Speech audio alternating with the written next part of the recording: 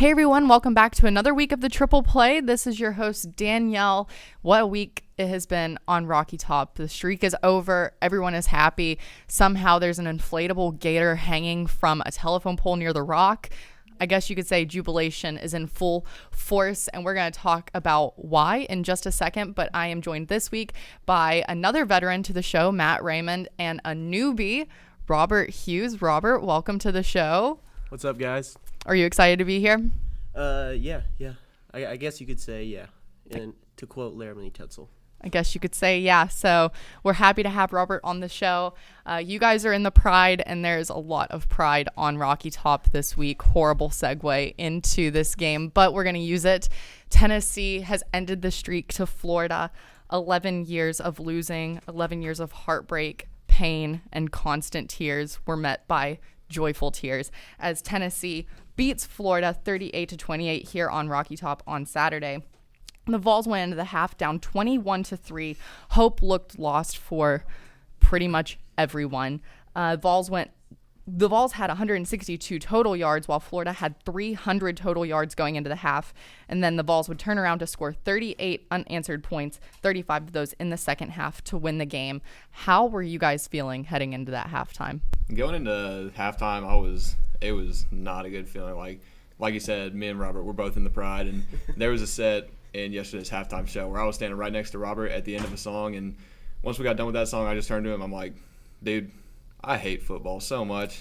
I just said that to him, and it was not a good feeling at halftime. But then I went to the bathroom, and we scored a touchdown, so I was like, all right, maybe I should just stay here. Yeah. For me, going into half, I've never heard Butch get booed so mercilessly. I mean, those fans were not pleased with the decision to play it safe at the end of the half. And I do remember Matt. We just in the middle of the show, he just finished his set. Like he said, he just leaned over to me and said he hated football so much. It was just frustrating. It was a frustrating half. For the fans, obviously, it was hot outside. I don't think it's ever been that hot since I've been at UT in any game, even hotter than Florida last year in the swamp. It was just frustrating. Yeah, for a fan's perspective in the stands, I was beside my best friend, and we both had T-shirts on our heads the entire game. And we're just like, okay, we can use these to wipe up our tears if we lose. It's going to be fine. But we ended up having to use the T-shirts in the second half to wipe up our joyful tears because, it was a completely different team that went out on the field for Tennessee in the second half. And it's something that I think a lot of Tennessee fans were waiting to see. And I know the three of us were all from here. We're all local. So this is kind of a bigger deal for the Vol fans that are local or the Vols that have been Vol fans all their lives. So from that fan perspective, how did the win against Florida feel to you guys?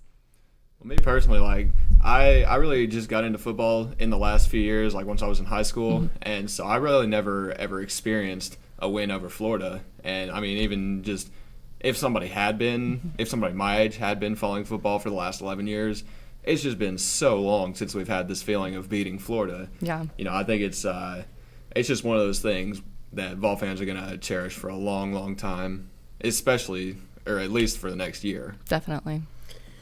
You could go 11-1.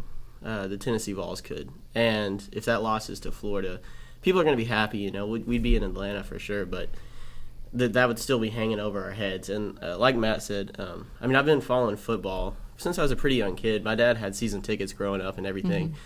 But I can't remember beating Florida. I know we did. I think the last time we did before Saturday, obviously, was when I was 7 years old, but I don't remember that. Yeah. I've seen videos of James Wilhoit, hitting that redemption 50-yard field goal, but I just can't remember beating them. So it was just, I think back to Tim Tebow dominating us every year. Percy Harvin, Chris Leak, Urban Meyer.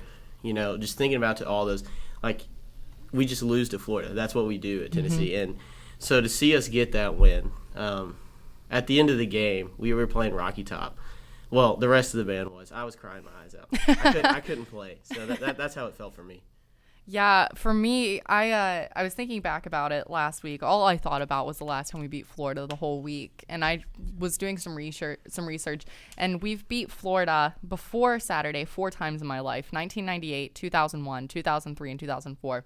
And I remember 3 of those 4 vividly. The 1998, I was only 3. but that I'm sure that was a good year.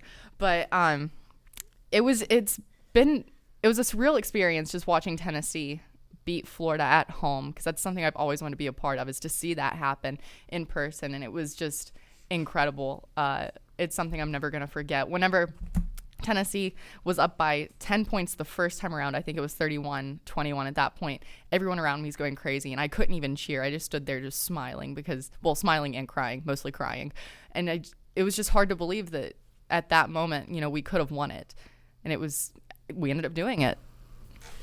You said, it was nice to get the win here at home, and it definitely was. Last year at the Swamp, it was heartbreaking. We had that lead, and obviously it would have been nice to get that win. I remember, Medley missing that field goal at the end, and just felt lifeless. I didn't feel sad. I didn't feel, anything. I just felt nothing.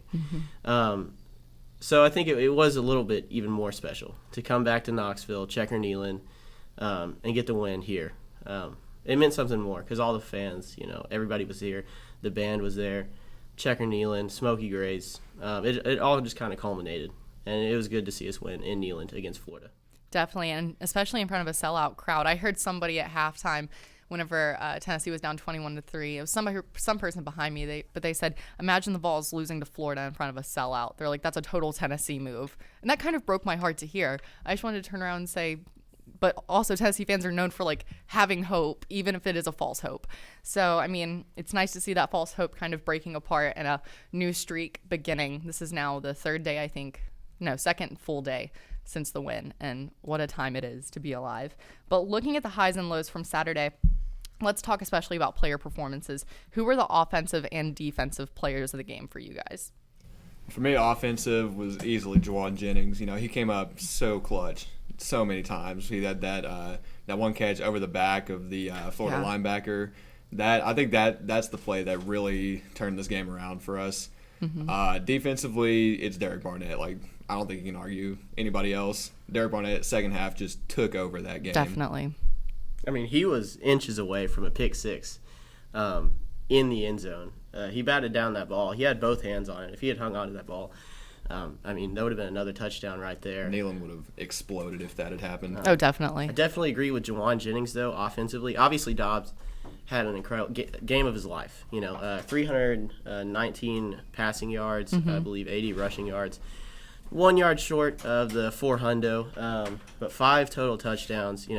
Great game. But Juwan Jennings, if we don't have that catch, honestly, that was the play of the game there. It wasn't a touchdown, but it was a big play. That showed me and it showed the fans that the players still wanted it. If I remember correctly, I think we went down and Dobbs threw a pick at the end of that drive, rather.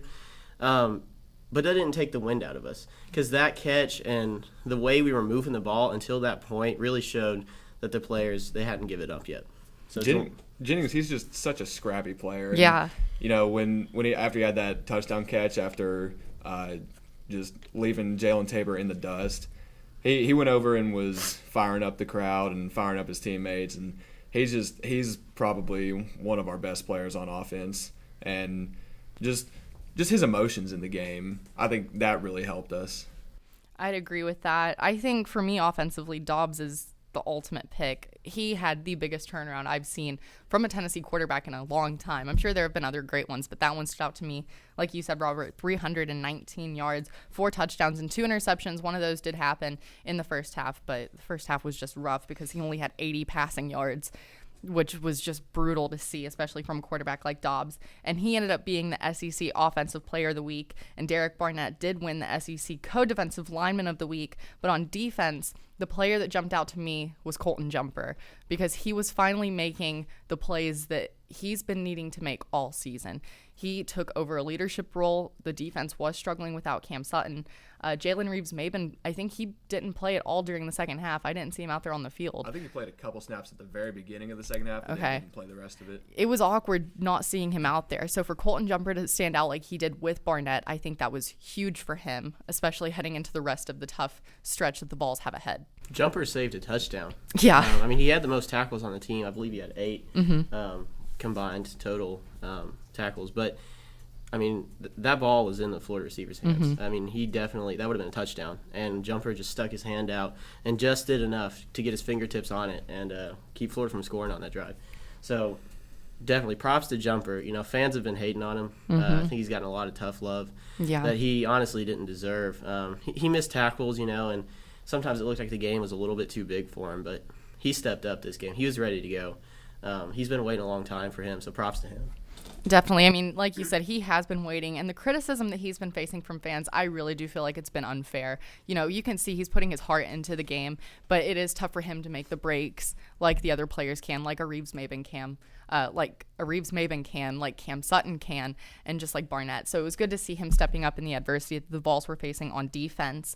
So the win gives the Vols a 4-0 record. They are now number 11 in the standings as they head into a road trip to Georgia for the second game of a tough 4-game stretch. So let's go to our segment of the winning edge and talk about who has the winning edge on Saturday in Athens. Is it going to be the Vols, who have a chip on their shoulder now that they're on a 10-game winning streak, or will it be a Georgia squad looking for redemption after losing to Ole Miss this weekend? I think the Vols have the winning edge on this one. You know, like you said, with that 10-game win streak, I think just the momentum of beating Florida, that's going to really propel us through these next 3 games. I would have to agree. The Vols do have the winning edge in that one. My only worry here is that they might be coming off a little bit much of a high. Obviously, beating Florida first time in 11 years, huge. So they got to just dial it back down, you know, on to the next one. But Georgia hasn't looked as good as they were expected to. Eason has looked pretty good at quarterback, but Chubb hasn't been too productive, and he's got an ankle injury. Right. You know, toss-up could be there Saturday, couldn't be. That's huge for Georgia. If Chubb's in, that could make a difference. But I do believe Tennessee is coming home with a W.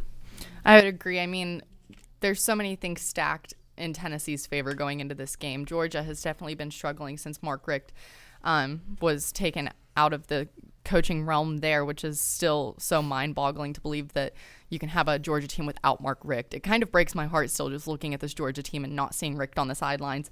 But I definitely think Tennessee has the winning edge. So many things are going for them right now. They have the momentum that they've been looking for, despite, I mean, having an undefeated record right now. They are 4-0, but it has been a tough road up until now.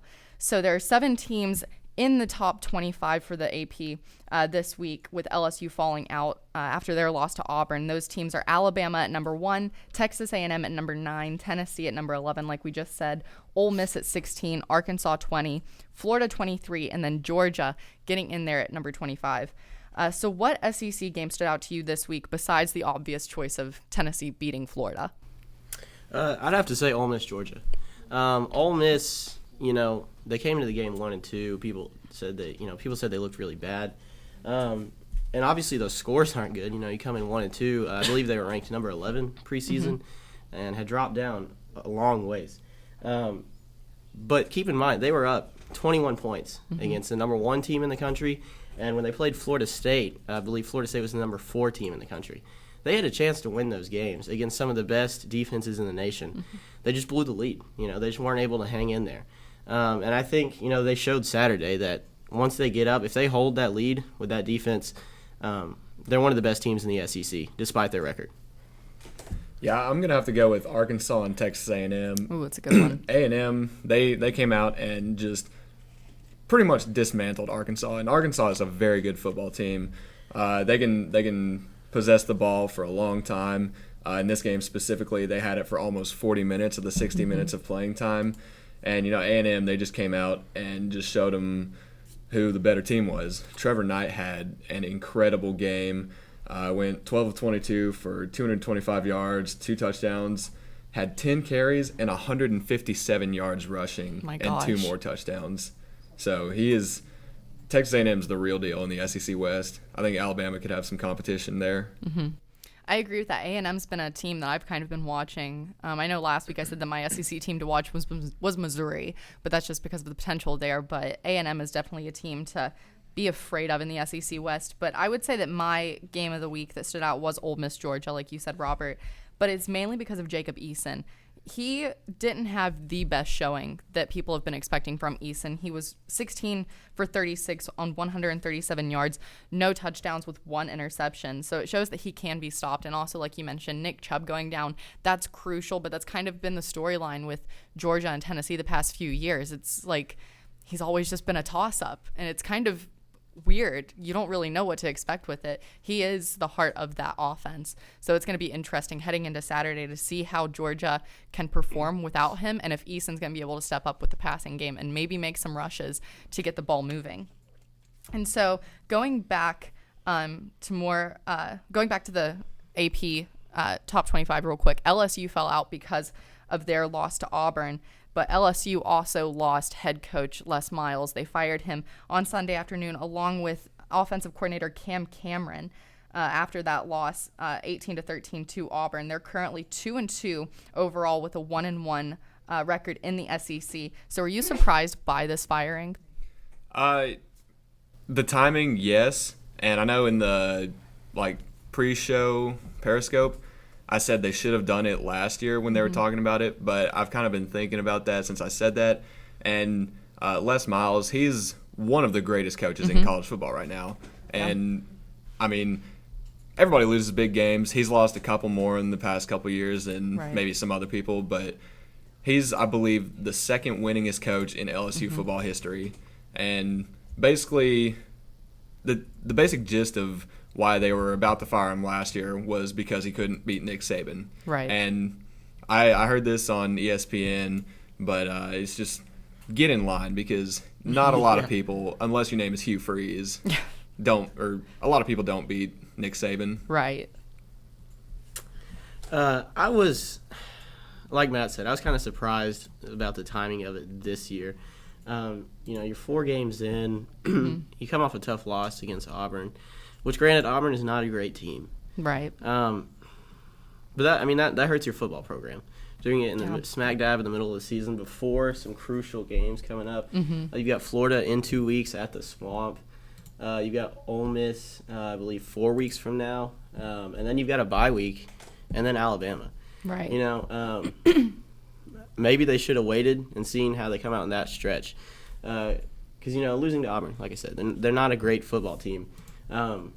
But I think the mark of good coaching is how they bounce back from losses like that, and he doesn't get the opportunity to do that. I was surprised just by the timing of it. I think he was kind of on borrowed time because last year he was really close to getting fired. And maybe they should have done it then to avoid this situation, because this situation they're in right now is not good. It's definitely not good. I mean, you've seen an LSU team that was so strong for most of last season, really struggling this season to really get things going. But they are just 4 games in. And like you said, Robert, they have a big stretch in front of them, too, with a lot of tough opponents. But looking at Les Miles, he is leaving with a record of 114 wins to 34 losses. That's incredible. And he had a national title in 2007. So you guys are right. I mean, he's one of the best coaches that we've seen in our lifetime with college football. So it's going to be weird not seeing him at the helm of LSU. He's been there since 2005, I believe.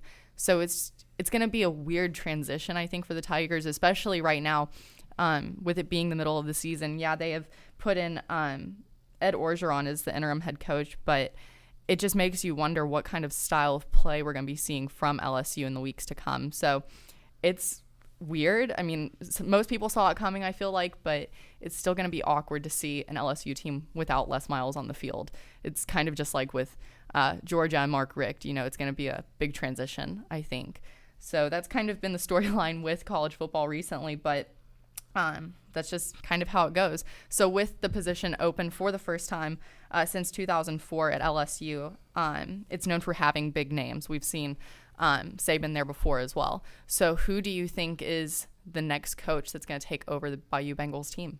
Well, like you said, I think they need to go out and hire a big name coach. And the three guys that I'd really see them going after would be number 1, Lane Kiffin, number 2, Tom Herman, and number 3, Art Briles. All those guys, they've had success. Kiffin, not really as a head coach, but he's been killing it as the offensive coordinator at Alabama. Tom Herman, just basically brought up this Houston team from nothing. Got them their first, I believe Ed Oliver is a defensive lineman, is the first ever 5-star to commit to a non-Power 5 team. Yeah. And so Tom Herman got him to stay in Houston. That was huge for the Cougars, and he's a great coach. I think last year him staying at Houston said a lot. I think if they're gonna go out and get Tom Herman, they're gonna need to pay him a lot of money to get him away from Houston. But any of those three names, I think would be a great hire for LSU. The Tom Herman, going after him obviously would be a good move for LSU because, like you said, he is one of the best coaches in college football right now. But I think it's going to be hard to get him away from there. Clearly, he likes playing there, and you've got a pretty favorable schedule every year. So they could be in the national spotlight for, decades to come. Art Briles would be a good one. Obviously, there's the scandal surrounding him at Baylor. Right. But he's an offensive mastermind. So I think it's high risk, it's high risk, high reward with that situation. But I think they should go after Lane Kiffin. And I think they should do it right now in the middle of the season. They shouldn't wait until Alabama season's done. Because Saturday, November 5th, LSU plays Alabama in Baton Rouge.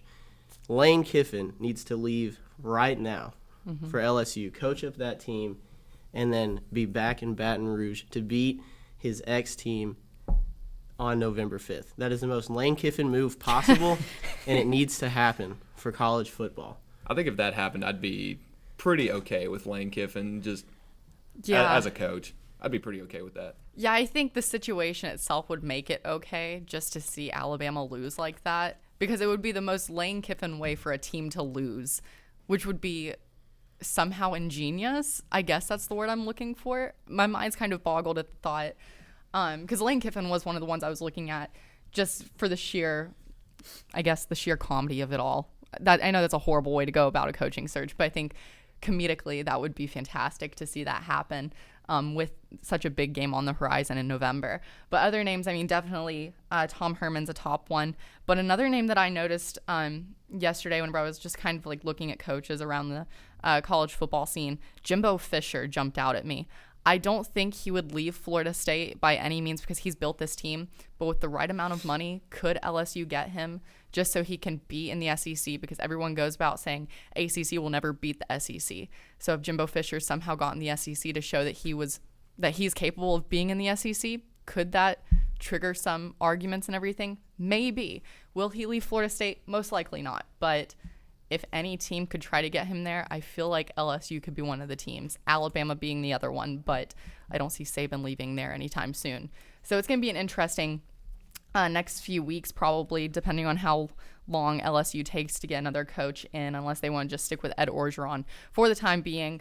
But I feel like they're going to try to get someone in as soon as they possibly can. That way they can have a championship contending team with a highly touted offense. So for the quick take, we're going to go back to we're going to talk about undefeated teams in the SEC. So there are 3 left right now between Alabama, Texas A&M, and Tennessee. Out of these 3, who's your quick take pick to stay undefeated in the upcoming weekend? Honestly, I see all of them staying undefeated. A&M and Alabama, they've got some pretty easy games. Alabama has Kentucky at home. Texas A&M is on the road at South Carolina, two of the kind of bottom SEC East teams. And Tennessee at Georgia. I think that's going to be a good game, but I think Tennessee ultimately pulls it out. I'd have to agree. You look at the opponents, like Matt said, that these 3 teams are playing. Georgia's probably going to be the toughest opponent that any of those 3 teams have to face. But the Vols, the momentum they've got going right now, and if they can keep their offense playing the way they were in the second half of that Florida game, I see all 3 of these teams getting pretty easy victories.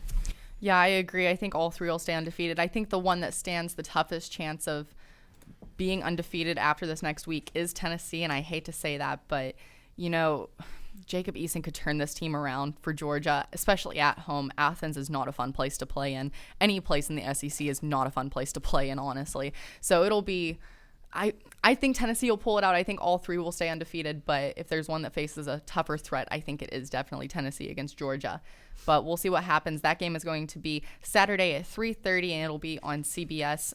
SEC Nation will be there that morning starting their show at 10 a.m. Eastern time. So be sure to watch that. And let's go ahead and go over to the NFL really quick. Speaking of undefeated teams, there are 5 teams still undefeated in the NFL: the Ravens, Vikings, Eagles, Broncos, and the Patriots. And I think people aren't surprised that the Patriots are undefeated, but in some ways they are, because Brady is out for 4 weeks with his suspension. So they've had to turn to Jimmy Garoppolo. And most recently, they had to look at, I just forgot his name, Jacoby Brissett to take over. And now he's injured after Garoppolo got injured. So is a hot dog vendor up next for the Patriots, or will Garoppolo be forced to play in order to get them into a winning position as they get ready for Tom Brady to come back? It's kind of up in the air right now, but they're undefeated. They're 3-0, even with this adversity facing them. So who do you think deserves the credit for the Patriots being undefeated still? It's Bill Belichick. I mean, there's no question about it. He's the best coach in football right now. And, honestly, one of the best football coaches ever. He's coached this team. He's put them in a position to win every single game. I'd just like to say I have the Texans defense on my fantasy team. And when I saw they were playing Jacoby Brissett this week, I was like, all right, I'm going to get about 15 points for this. It's going to be a good win. And they go out and got me 3. Oof, that's brutal. Yeah. Goodness. Oof. Jeez, I'm sorry. I still won the game, so well, that works. It's all right. It's okay then. I think for me, the person I would think, and I feel like most people probably wouldn't agree, but it would be Josh McDaniels. You're the offensive coordinator for a team that has a defensive-minded coach. So, I mean, Belichick's known for his defenses, but Tom Brady and Belichick have been the dynamic duo.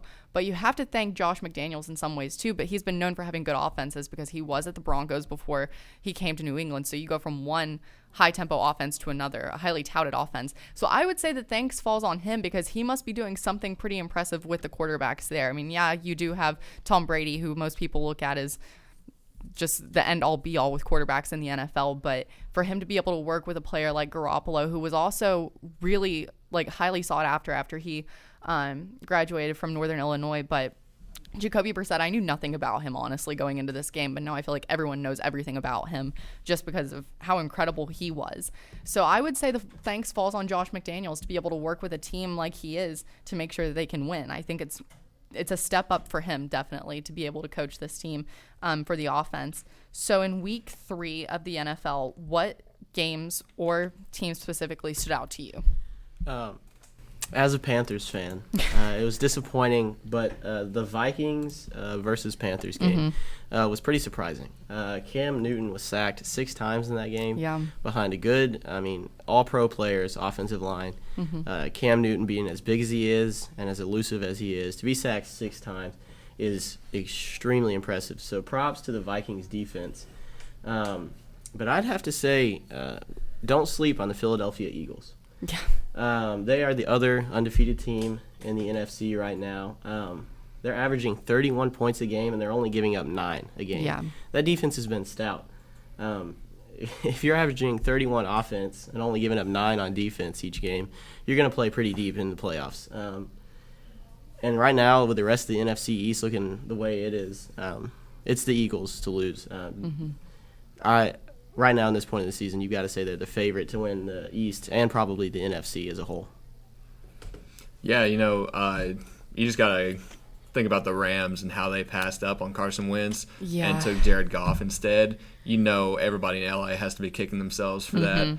But one game that I thought was actually really interesting was the Browns and Dolphins. Yeah. Ooh, the Browns. It was a total Browns ending of regulation. It was probably the most Cleveland thing to happen. That was actually, I had a couple picks this week for my game that I watched, but I remember turning on the Browns game because I was getting ready for the Steelers game, and I saw them pick up a fumble recovery, and I'm like, okay, the Browns can actually turn this around and do something. I'm like, they're going for a field goal. It's going to be fine, and they miss it. First thing I do is text my friend who's a Browns fan, and I was like, how does this always happen to you guys? And he was like, we're just the Browns. We're always Browns, and it's fine. But it was the most Cleveland way for regulation to end, and the Browns would end up going to lose that game. But it's just back-to-back weeks of the Browns they're Brownsing. That's the only way to put it. My friend's right on that one. But definitely the Eagles, they're a team to be watching. Wentz is amazing. And as a Steelers fan, it was brutal to watch that. But I saw someone point out on Facebook yesterday, and I don't really know if I want to keep going with it, but the past couple of times the Steelers have lost to the Eagles in the regular season, the Steelers went on to win a Super Bowl. So I'm not going to elaborate on that. I don't want to jinx anything as a Steelers fan, but I'll just leave that there. But that was the biggest deficit that the Steelers lost by since, I want to say, 1997, I believe. It was the first time they lost by like 30 points. So that was brutal. But the one thing that stood out to me from the whole day yesterday was the Jets-Chiefs game. It was a great game for the Chiefs, but Ryan Fitzpatrick had one of the worst days I've ever seen. There were 8 turnovers in the game for the Jets, and the Jets were favored to win that game. They're now 1-2 on the season, but you expect so much more from the Jets, especially with players like Brandon Marshall on the field, and Fitzpatrick kept going to Marshall, and just they couldn't make anything work. So I think that was a very big struggle for the Jets because, I mean, I expect them to do fairly well this season. They seem to have things going their way, but that game was brutal. But it was also played in Kansas City, so the Chiefs had a lot going for them. But it was just, that was a brutal game to watch alongside the Steelers game. So watching pretty much the same game happen on 2 screens was ridiculous. They looked way too similar. But yeah, it's going to be fun to see who stays undefeated in the NFL after this week because we're starting to get really into like the heated matchups, especially within conferences. So it'll be an interesting thing to see. But before we sign off, we want to send quick condolences to the families of Jose Fernandez from the Miami Marlins baseball team. He died suddenly and tragically Sunday morning in a boating accident. I don't think many people were expecting that to happen, especially baseball fans who really follow the game, because this guy was only 24 years old and he had such a bright future ahead of him. And that was really hard to wake up to that news. And then last night, the passing of Arnold Palmer, one of the greatest golfers in the world. He died at 87 years old in Pittsburgh. So it's tough to have a death at the beginning of a day and at the end of a day, and then just have to keep going on with the days that follow. So we're going to send condolences to them, wish their families the best, and that they are able to just know that so many people are caring about them at this time. But that's all that we have for the triple play this week. Like we said, a lot of jubilation on Rocky Top after Tennessee beats Florida, and now they're going to be heading into the second week of their 4-game really tough game streak. So join us next week as we see how Tennessee does against the Bulldogs, and we'll come back with some MLB talk because we are 1 week and 1 day out of the playoffs starting. It's going to be exciting. Wild cards are still being placed, so we'll talk about the MLB next week and look at the playoff picture. So be sure to join us then. This is Danielle Whaley signing off for the triple play for Robert Hughes and Matt Raymond. We'll see you next week.